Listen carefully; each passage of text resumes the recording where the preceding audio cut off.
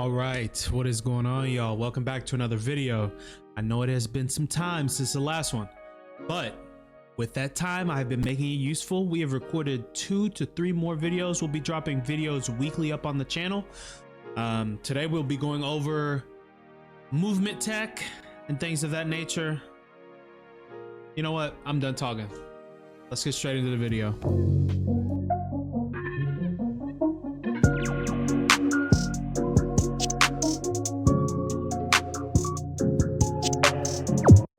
So the first thing we're going to go over is movement tech on the zipline.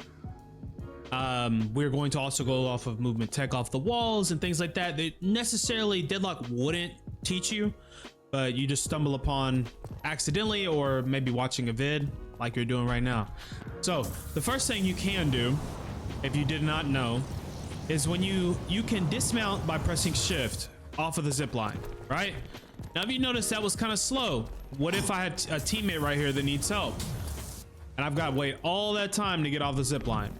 So it's not necessarily, it's kind of situational, but it's just good to know in case that situation does occur. You can double tap your crouch and instantly get off of the zip line. At any of the zip lines, you double tap, you can instantly get off. Another thing you can do is you can crouch and dash any direction, and you will keep the momentum as if you were still on the zip line. So I will use an example here. I can come off, you know, say I'm starting lane. Look at all this distance I can get. Even if I jump, I mean, I'm in their face basically. Now that is not a good idea to fucking run, you know, into a 2v1 if your teammate's not planning on doing it with you. It's super risky, but it's just good to know things like that. Like, say I'm running from someone, I can dash over here to the side, or say I need to get over there quickly, I can dash over here, use my jump, you know what I mean, and I'm ready to help out with a team fight or whatever may be going on that side. But yeah, you can do that. Double dash down or double tap crouch quickly to get off the zipline immediately. And then crouch dash, and whatever direction you're A or D, whichever you use for directional, that's the direction you'll go in when you dash off. So if I do it to the left, he'll dash to the left. If I do it to the right, Shiv will dash to the right. Okay, so the second thing we're going to cover as far as movement is the vents as well. So you can, any of the walls, if you're against, you can come off of them. Wall jump, the first wall jump does not take a stamina bar. So, but if you get to chaining them, then it will start to take stamina. So the first one does not count, and the second one takes stamina. Also, another neat thing that with the last update was down dashing only takes half a stamina now. It does not take a full stamina bar. So we'll go ahead and get on to the vents as well. If you notice these vents here, they will blow you across the map. You can also carry forward any momentum you get with the vents. So if I'm right here, this is one of my favorite routes.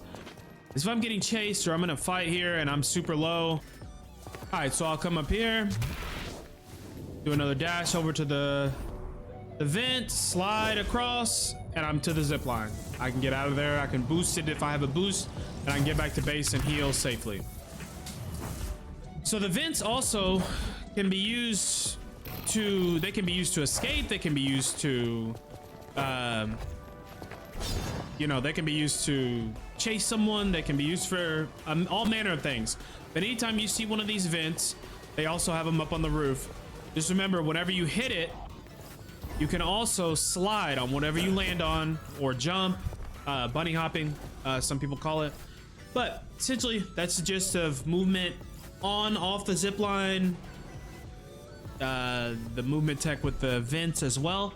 But we will go ahead and get into precise timings of everything. All right, so now we're going to get into timings. Now, apologize, I do have everything. I have notes and things like that written off to the side, so I will occasionally look over there. So your first camp, so you're in lane. This first one, we did cover it slightly in the video, but I just want to make sure. So we have This camp here, the small camp T1, which is what it's called, will spawn at 2 minutes.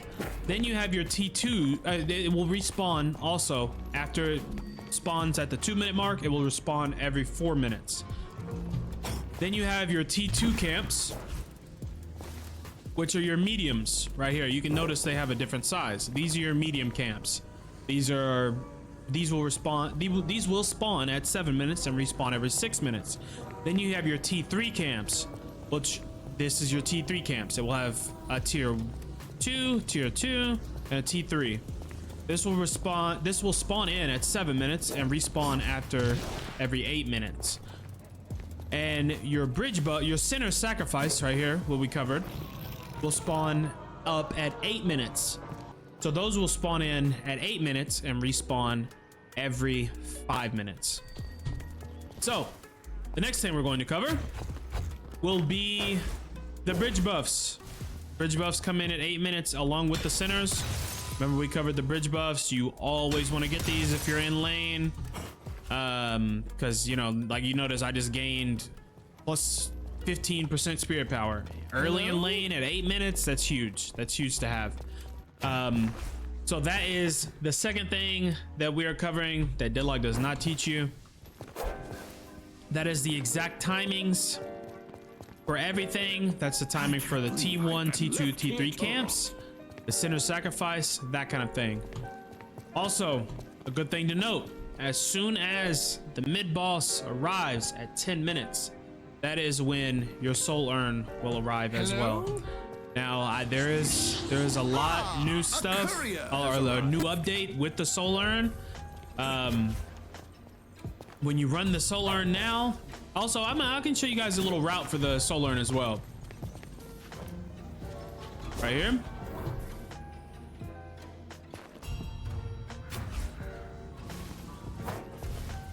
You can either do this or you can go underneath, whichever's easier for you to do. But okay, we're not gonna run into the Guardian. But the soul urn deposits instantly. This is what I wanted to show you, the main thing. I'm not gonna do any crazy movement or anything through here. But it's instant. But you have to keep in mind, a light melee will now take away the soul urn. You no longer have to heavy melee. Also, any abilities that a character has that does melee damage, such as Bebop, Billy, etc. Any ability that they have that does any type of melee damage will instantly make you drop their urn. So keep that in mind if you're planning on running the objective. Light melee will take it out of your hands, so steer clear of any enemies. But the positive of that is it is an instant deposit. You no longer have to wait to deposit the urn. Just be mindful to shoot the souls when they do float up, because people will shoot the souls and deny them from you. So that has been today's vid.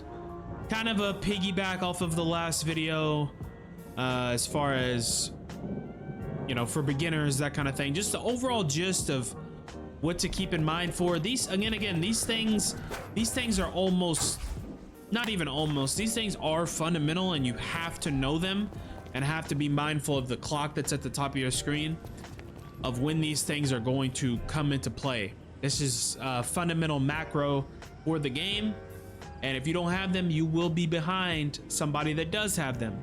They will be getting their bridge buffs, they'll be getting the centers, they'll be getting the T3 camps with Cult of Sacrifice, and things of that nature. Just things that are going to put them at an advantage and to a snowball later into the game. So be mindful of those things. Hope something in this video helped. Let me know down in the comments what you guys would like to see next. I can get into some character breakdowns if you guys would like, because I completed the Christmas challenge and things like that. I have a little experience on a lot of different characters. I think I have them figured out, but not completely. But yeah, if you guys, I can do any research, I can run any character you guys would like to see, let me know in the comments. And that is going to be the end of today's video. Thank you so much for pulling up. Like I said, we're going to be doing weekly videos moving forward. So again, piggybacking off of the beginner stuff, now we're moving into intermediate understanding of the game. So I'm done talking. I'll catch y'all in the next video. See ya.